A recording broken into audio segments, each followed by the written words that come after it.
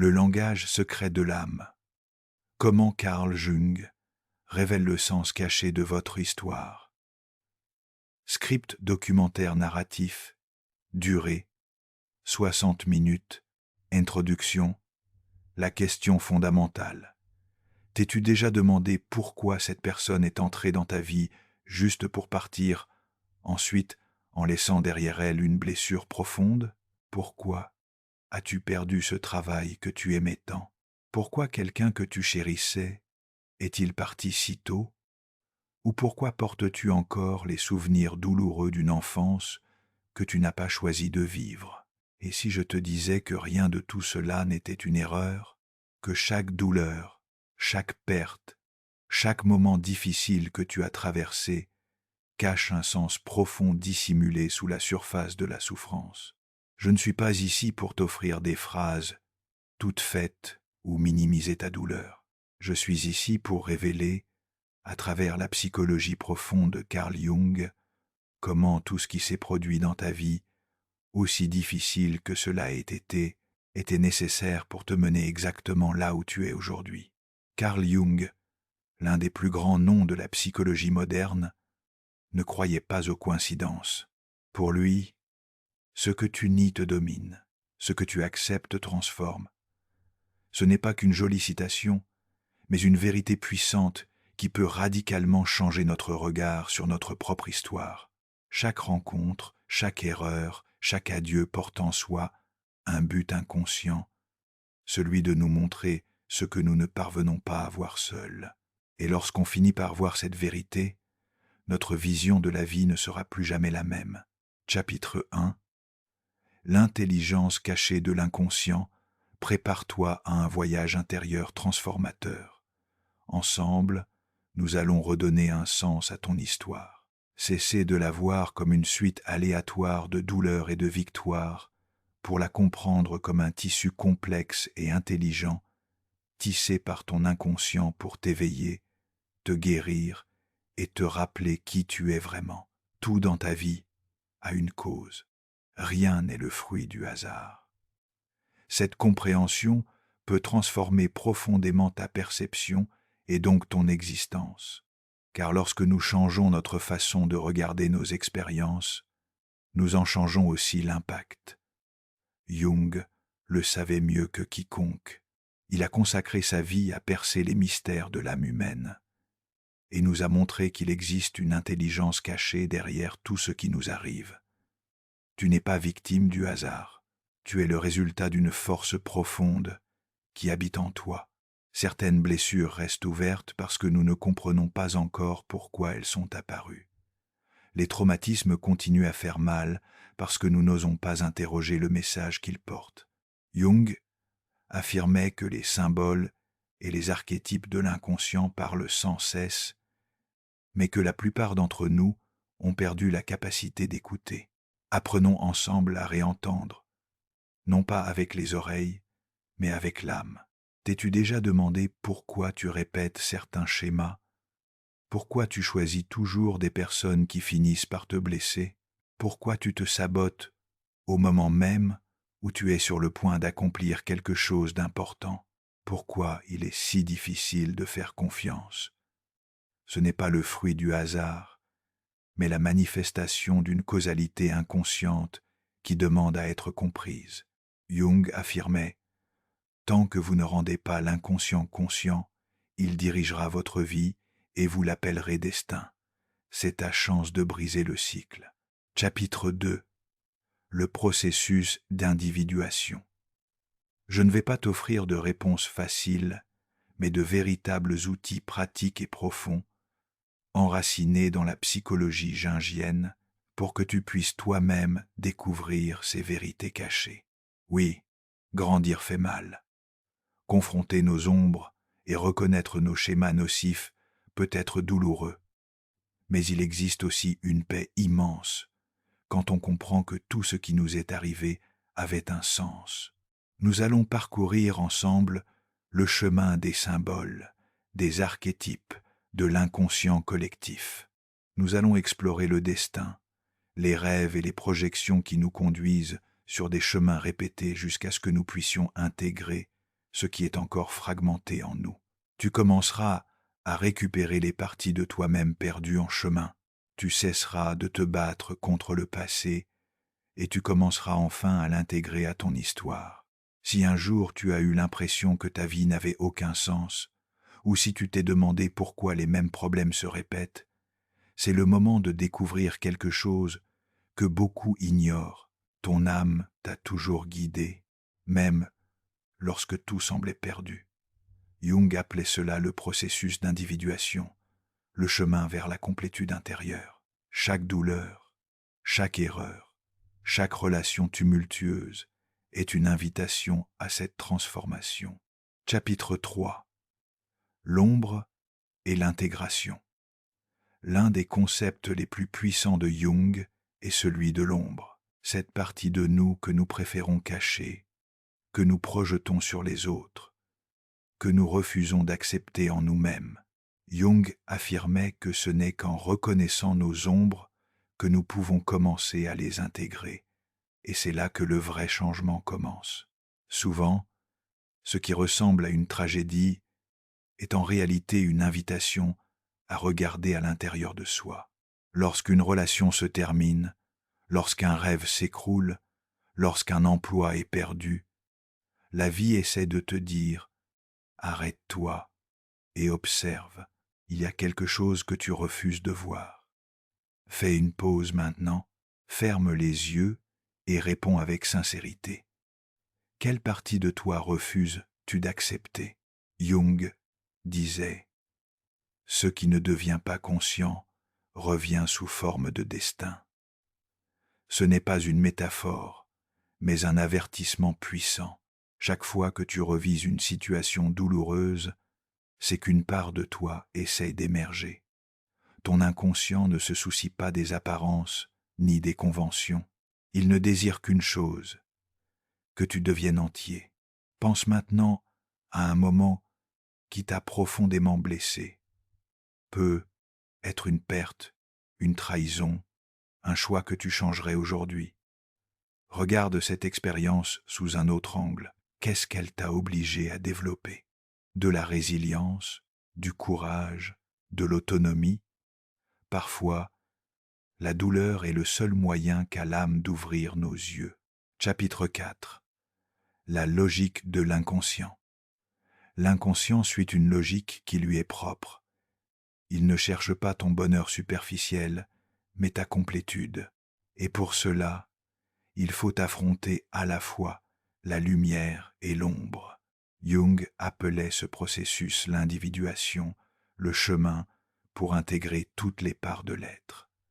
Tout ce que tu as vécu, même ce qui paraît le plus absurde ou injuste, a pour but final ton intégration. Jung parlait aussi des synchronicités, ces événements qui ressemblent à des coïncidences, mais qui ont en réalité un sens profond. Peut être qu'au moment où tu en avais le plus besoin, quelqu'un est apparu avec les mots justes, ou un message qui semblait écrit pour toi. Ce n'est pas de la chance, c'est ton inconscient qui trouve un moyen de se manifester. L'univers répond lorsque ton âme est prête, jamais avant. Ta réalité extérieure est le reflet de ton monde intérieur. Jung affirmait que nous ne voyons pas le monde tel qu'il est, mais tel que nous sommes.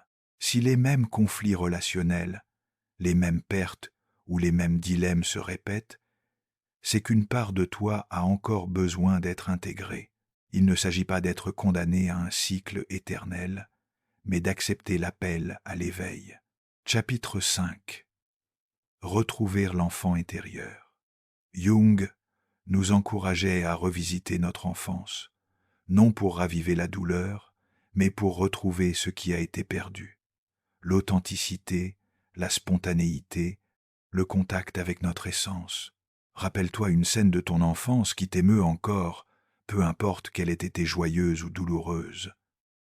Demande-toi, quelle part de moi s'est construite à partir de cette expérience?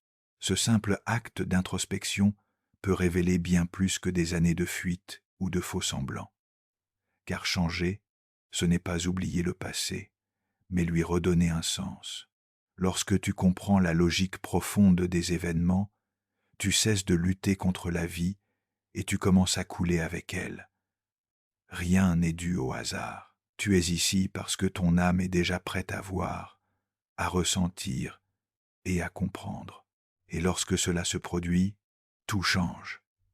Le processus d'individuation n'est ni facile ni rapide, mais il est profondément transformateur. Affronter ton ombre et intégrer tes parts oubliées sont les premiers pas vers un nouveau chemin, car lorsque tu changes, tout change. Ce qui, auparavant, ne semblait qu'une douleur peut devenir le point de départ de ta plus grande force. Ce qui ressemblait à une perte peut s'avérer être une libération. Chapitre 6. Les messages de la douleur. Carl Jung nous a rappelé que le véritable changement commence lorsque nous regardons à l'intérieur avec courage et que nous acceptons à la fois notre obscurité et notre lumière. La clé réside dans le regard attentif. La douleur n'est pas votre ennemi, la confusion non plus. Ce sont des signaux, des messagères silencieuses qui portent des vérités profondes. Jung disait que les symptômes sont des tentatives de l'âme pour rendre conscient ce que l'ego refuse d'accepter. Au lieu de demander « Pourquoi cela m'arrive-t-il ?», commencez à vous demander « Qu'est-ce que cette expérience essaie de me montrer ?» Il est facile de blâmer le destin, les autres, Dieu ou le système. Il est confortable de croire que la malchance est une sentence inévitable. Mais si je vous disais que vous ne voyez pas toute la carte, qu'une partie de vous choisit inconsciemment ces chemins, non pour vous punir, mais pour vous réveiller, cela peut sembler contradictoire, mais ce ne l'est pas. Souvent, nous sommes prisonniers de notre propre résistance. Faites une pause maintenant, fermez les yeux et demandez-vous avec honnêteté quelle partie de moi tire un bénéfice à rester là où je suis. Que suis-je en train de gagner en ne changeant pas? Que crains-je de perdre si je guéris? Ces questions peuvent être douloureuses, mais elles portent aussi un potentiel de libération, car lorsque vous prenez conscience de votre résistance, vous commencez à la transformer. On ne peut pas guérir ce que l'on n'accepte pas. On ne peut pas changer ce que l'on ne reconnaît pas. Jung nous a enseigné que le premier pas vers la transformation est la reconnaissance. Chapitre 7. L'éveil à travers la crise. Mais pas une reconnaissance purement intellectuelle. Elle est viscérale, émotionnelle. C'est ce moment où l'on se regarde dans le miroir et que l'on admet enfin « je ne peux plus continuer ainsi ». Le véritable traumatisme, ce n'est pas ce qui nous est arrivé, mais ce que nous n'avons pas réussi à comprendre à propos de ce qui nous est arrivé. C'est pourquoi certaines personnes surmontent des tragédies, tandis que d'autres se perdent dans de petites blessures. La différence réside dans la conscience, dans la capacité à regarder les faits sous un autre angle. Accepter, ce n'est pas se résigner. Accepter, c'est faire preuve de maturité. C'est regarder son histoire et dire « Je n'aurais pas choisi cela, mais puisque c'est arrivé, je vais en tirer un apprentissage. » Voilà le vrai pouvoir, voilà ce qu'est l'éveil. La douleur n'est pas là pour vous détruire, mais pour vous secouer, pour vous sortir de votre torpeur. Parfois, perdre tout ce que l'on croit être est la seule manière de commencer à se trouver. Si vous êtes dans ce moment maintenant, ne désespérez pas. Vous êtes exactement là où vous devez être. Jung disait que l'âme a un élan naturel vers sa complétude. Peu importe si parfois vous vous égarez ou tombez, votre âme trouvera toujours un chemin pour revenir. Parfois cette voie se manifeste sous la forme d'une crise, d'autres fois par une personne qui croise votre chemin, ou encore par un message qui vous trouve dans un moment de fragilité. Chapitre 8. Transformation et intégration. Souvenez-vous de ceci, ce qui vous est arrivé ne définit pas qui vous êtes. Ce que vous faites de ce qui vous est arrivé, voilà ce qui fait la différence. Vous pouvez choisir, à partir de maintenant, de voir votre douleur non comme une fin, mais comme le début d'une transformation radicale. Vous n'êtes pas brisé, vous êtes en train de vous reconstruire. L'une des leçons les plus puissantes que Jung nous a laissées est que ce que vous n'acceptez pas en vous peut finir par vous détruire. Non pas parce que c'est maléfique, mais parce que cela est désespéré d'être reconnu. Nous portons tous en nous des aspects rejetés, la colère, la jalousie, l'insécurité, des désirs refoulés. Tant que nous ne les reconnaissons pas, ils se manifestent sous forme de symptômes, d'anxiété, de schémas répétitifs. L'ombre, comme l'appelait Jung, n'est pas votre ennemi, c'est votre maître. Jung a élargi la compréhension de l'inconscient, allant au-delà des idées de Freud sur le traumatisme et la répression. Il nous a offert une carte plus vaste, l'inconscient collectif, une toile de symboles et d'archétypes que nous partageons tous. Nous n'avons pas seulement une histoire personnelle, mais aussi une histoire ancestrale. Souvent, nous portons des peurs et des culpabilités qui ne nous appartiennent même pas. Chapitre 9. La rébellion de l'individuation. Jung disait que la névrose est une tentative individuelle, bien qu'inadéquate, de résoudre un problème existentiel. Cela signifie que même votre tristesse, votre anxiété, vos blocages sont des moyens que votre âme a trouvés pour faire face à quelque chose que vous n'avez pas compris. Sans conscience, ces réactions deviennent des prisons. Avec conscience, elles deviennent des chemins. Nous vivons dans une société qui nous déconnecte de nos émotions authentiques. Nous sommes prisonniers de ce que nous devrions ressentir, penser ou être. Jung disait que le processus d'individuation est une rébellion contre cette adaptation aveugle. Vous n'êtes pas venu au monde pour être une copie. Vous êtes venu pour vous rappeler qui vous êtes. Et ce processus est douloureux, car il faut d'abord découvrir tout ce que vous n'êtes pas. Viktor Frankl, un autre géant de la psychologie, disait que, lorsque nous ne pouvons pas changer une situation, nous avons le défi de nous changer nous-mêmes. C'est l'essence même de la causalité que Jung proposait. Les événements n'arrivent pas par hasard, ils viennent provoquer une transformation intérieure. Voyez votre vie comme un récit. Chaque chapitre douloureux, chaque personnage marquant, chaque rebondissement inattendu fait partie d'un voyage de connaissance de soi. Vous êtes le protagoniste et, comme tout héros, vous affrontez des épreuves, traversez des pertes, vivez des morts symboliques. Mais à la fin, si vous regardez avec conscience, il y a toujours une résurrection. Chapitre 10. Écouter la femme est noire. Jung disait que la dépression est comme une femme vêtue de noir. Lorsqu'elle arrive, ne la repoussez pas, invitez-la à s'asseoir et écoutez ce qu'elle a à dire. Cette idée puissante révèle que même nos douleurs les plus profondes portent des messages essentiels. Dès notre plus jeune âge, on nous apprend à fuir la douleur, à la faire taire, à la médicaliser. On nous apprend que la souffrance est un ennemi à combattre et que tout signe de fragilité doit être rapidement étouffé. Mais la psychologie profonde nous enseigne une autre vérité. La douleur apporte un message, et tant que vous ne l'écoutez pas avec sincérité, elle continuera à vous poursuivre comme une ombre qui réclame votre attention. Pensez à une émotion que vous avez récemment refoulée. La peur, la colère, la tristesse, l'envie, la solitude. Que veut-elle vous dire? Quel besoin est caché derrière? Quelle blessure n'a pas encore été reconnue? Ce simple geste, nommer la douleur, la regarder en face, possède un pouvoir transformateur. Quelque chose en vous commence à changer. Jung est allé au-delà de Freud en intégrant également la dimension spirituelle de l'être humain.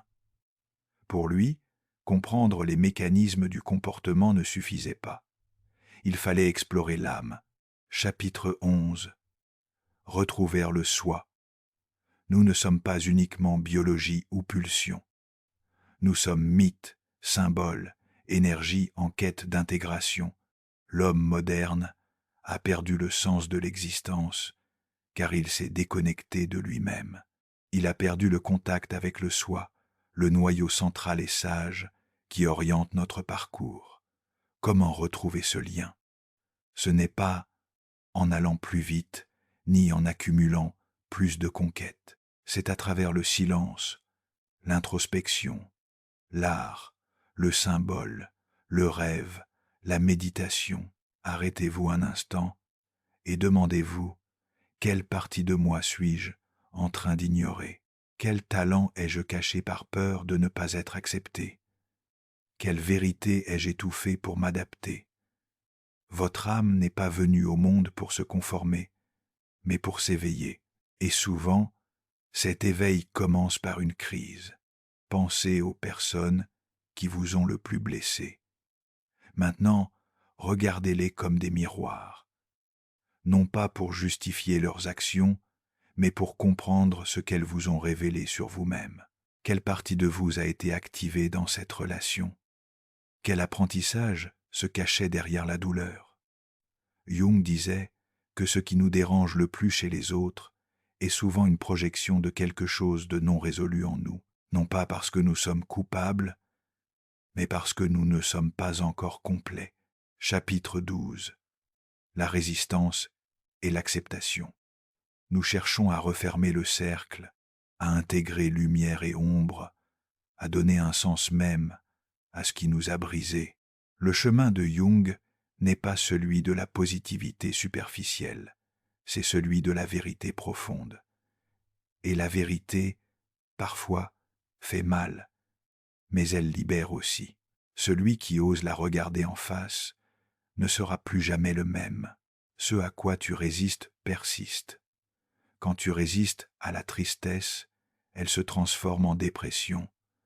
Quand tu résistes à la colère, elle devient une agressivité passive. Quand tu résistes à la peur, elle se manifeste sous forme d'anxiété. Mais si tu te permets de traverser ces émotions, quelque chose se transforme. Elles cessent d'être tes maîtresses pour devenir tes alliés. La véritable illumination ne vient pas d'imaginer des figures de lumière, mais de rendre conscient l'obscur en nous. Il ne s'agit pas de penser positivement à tout prix, mais de faire face à ce qui fait mal et de comprendre pourquoi cela est là. La spiritualité ne fuit pas le monde intérieur, elle le confronte, elle l'accueille. Pense à une décision importante que tu dois prendre. Plutôt que de chercher des conseils à l'extérieur, assieds-toi avec toi-même. Respire profondément et demande au soi, cette partie sage et inébranlable en toi, ce qu'elle désire vraiment. La réponse ne viendra peu, être pas immédiatement, mais si tu apprends à t'écouter, tu cesseras de vivre en pilote automatique. Chapitre 13. La causalité de l'âme. La causalité dont parlait Jung n'est pas rationnelle. Elle est ressentie par l'âme. Bien souvent, ce qui t'a le plus blessé est ce qui a réussi à briser les murs de l'ego pour te conduire à l'essentiel. C'est pourquoi la douleur n'est pas une ennemie, mais une révélation. La vie ne t'arrive pas, elle te révèle. Chaque situation est un maître déguisé, et si tu regardes au-delà du déguisement, tu découvriras que rien n'a été en vain. Regarde ton parcours comme une œuvre d'art inachevée. Ne te juge pas pour ce que tu n'as pas encore accompli. Sois reconnaissant pour le chemin parcouru et commence à créer en conscience ce qui vient. Jung disait que le sens de la vie est de devenir ce que l'on est vraiment. Et chaque pas que tu as fait jusqu'à présent était causal, non pas fortuit. L'une des leçons les moins comprises de Jung est que l'être humain ne cherche pas uniquement le plaisir ou le succès, il cherche un sens. Sans sens, tout s'effondre. Et cette perte de sens ne vient pas des circonstances extérieures, mais de la déconnexion avec soi-même. Quand il te semble que ta vie est sans direction, ce qui manque en réalité, c'est la connexion avec ton but essentiel. Il y a des personnes qui possèdent tout ce que le monde valorise: argent, prestige, reconnaissance, et qui se sentent pourtant vides. Jung expliquait cela comme une déconnexion du soi. Chapitre 14. Les relations comme miroir. Quand on vit uniquement au niveau de l'ego, tôt ou tard survient une crise. L'âme n'est pas venue pour atteindre des objectifs vides, mais pour s'accomplir elle-même. Chaque rencontre, chaque lien, chaque perte a un but caché. Jung disait que les relations ne sont pas aléatoires. Nous attirons ceux dont nous avons besoin pour évoluer. Même ceux qui nous blessent ont une fonction. Ils nous obligent à réveiller des aspects qui étaient endormis. Parfois pour apprendre à poser des limites, d'autres fois pour affirmer notre propre valeur. L'inconscient ne suit pas la logique de l'esprit rationnel. Il fonctionne sur un autre plan où les symboles, les désirs cachés et les impulsions défient les certitudes que tu as construites. C'est pourquoi il y a des décisions qui semblent illogiques, des passions qui n'ont pas de sens, des élans qui te contredisent. Cela ne signifie pas que tu te trompes, cela signifie que tu traites avec des couches plus profondes de ta psyché. Tu n'es pas venu ici pour vivre à moitié, ni pour répéter des schémas. Ton âme cherche la complétude. Et lorsque tu cesses de fuir ce que tu ressens, tu commences à te trouver véritablement. Car au fond, la vie ne veut pas t'anéantir, elle veut te rendre conscient. Et parfois, il faut briser ce que tu croyais être vrai pour atteindre le réel. Chapitre 15. L'enfant intérieur et la guérison. En toi vit quelque chose de profond qui souhaite s'exprimer. Et si tu n'écoutes pas cette voix intérieure, elle se manifestera autrement à travers des symptômes physiques, des crises émotionnelles ou des relations confuses. La répétition des schémas est la manière dont ton âme crie que quelque chose n'a pas été résolu. Il ne s'agit pas de malchance, mais d'une leçon que tu n'as pas encore intégrée. Beaucoup de nos traumatismes se forment dans l'enfance, non pas tant à cause de ce qui s'est passé, mais parce que nous ne savons pas comment traiter ce que nous avons vécu. Jung affirmait que l'enfant intérieur vit en chaque adulte, et si tu ne l'écoutes pas, il prendra le contrôle de ta vie depuis les profondeurs. Si tu ne l'accueilles pas, il cherchera cette attention dans des endroits inappropriés. Écris une lettre à ton toi enfant. Dis-lui tout ce qu'il avait besoin d'entendre à ce moment de douleur ou de confusion. Reconnais ce qui n'a pas été dit, ce qui est resté coincé dans ta gorge. Ce petit geste peut ramener des morceaux essentiels de ton âme qui ont été oubliés en chemin. Il y a un moment dans la vie de tout être humain où le masque que nous avons construit commence à se fissurer. Ce masque que nous avons créé pour plaire, pour nous adapter, pour survivre, quand il tombe, nous ressentons de la peur, de la vulnérabilité. Mais Jung considérait ce moment comme sacré, car ce n'est que lorsque le masque se brise que le vrai soi peut émerger. Chapitre 6. L'archétype du héros. N'aie pas peur si tu traverses une crise d'identité. Cela signifie que tu te rapproches de ton essence. Parfois, ce qui te dérange le plus chez une autre personne est précisément ce que tu ne t'es pas autorisé à être. Si quelqu'un te semble trop égoïste, peut être t'es-tu rendu trop complaisant. Si quelqu'un est froid et distant, peut être as-tu réprimé ton propre désir d'imposer des limites. Jung disait que tout ce qui nous irrite chez les autres nous mène à une compréhension de nous-mêmes, non pas pour nous culpabiliser, mais pour nous libérer de nos projections.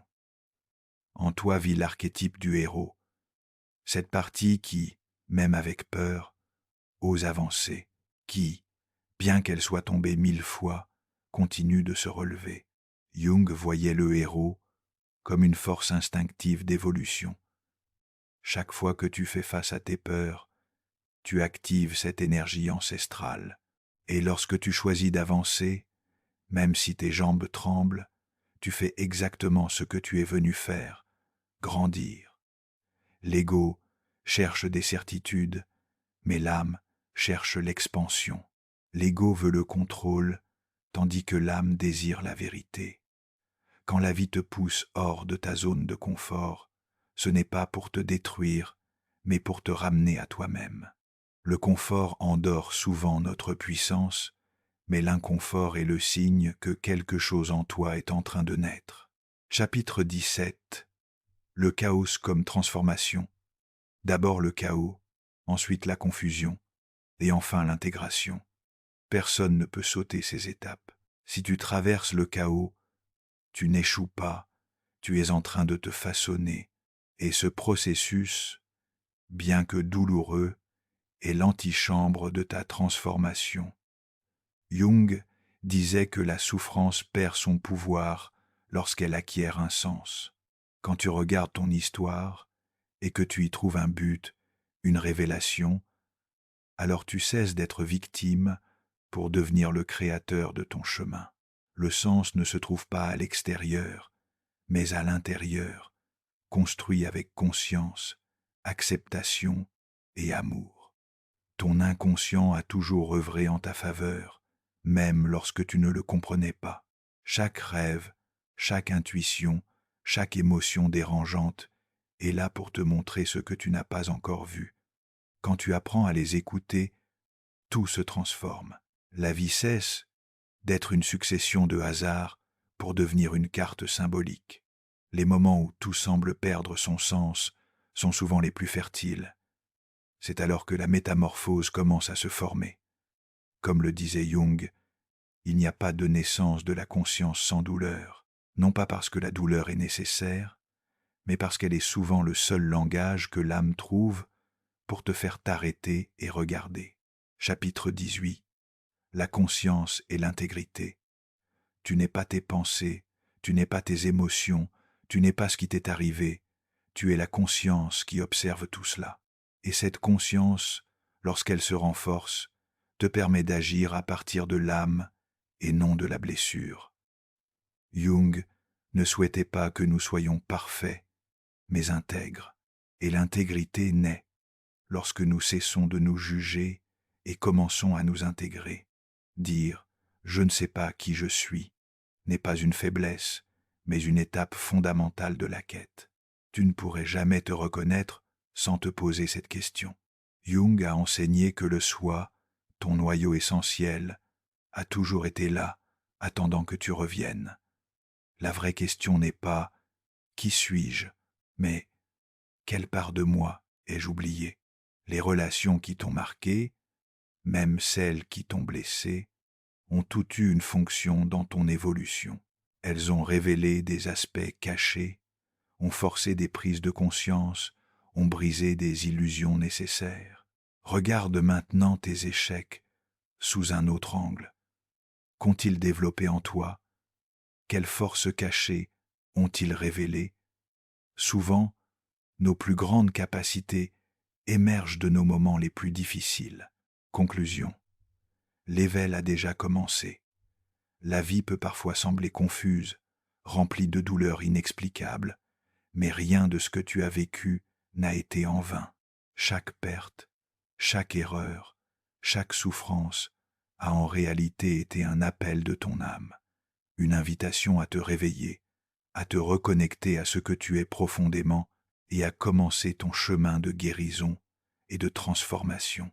Carl Jung nous enseigne que ce que nous nions nous domine, mais ce que nous acceptons nous transforme. Le vrai changement survient lorsque nous avons le courage de regarder en nous, de faire face à nos ombres, de comprendre nos schémas et d'intégrer chaque part de nous, même celle qui nous blesse. Tu n'es pas une victime du destin. Tu es le fruit d'une sagesse profonde qui habite en toi. Ton âme a toujours connu le chemin, et maintenant tu es prêt à te libérer, à redonner un sens à ton passé et à vivre avec un véritable but. Tout ce dont tu as besoin est déjà là, en toi. Il suffit d'écouter, il suffit d'accepter, il suffit d'avancer avec conscience. Tu es entier, tu es capable, tu es lumière, et ton éveil a déjà commencé.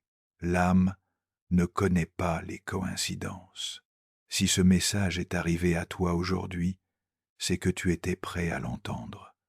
Ton âme ne t'a jamais abandonné, et si elle t'a mené jusqu'ici, ce n'est pas un hasard. Maintenant, respire profondément, pose la main sur ton cœur, et rappelle-toi, ton chemin vers la complétude a déjà commencé. Chaque pas que tu fais désormais se fait en conscience, avec courage, vers la personne que tu es vraiment venu être. Findus crypt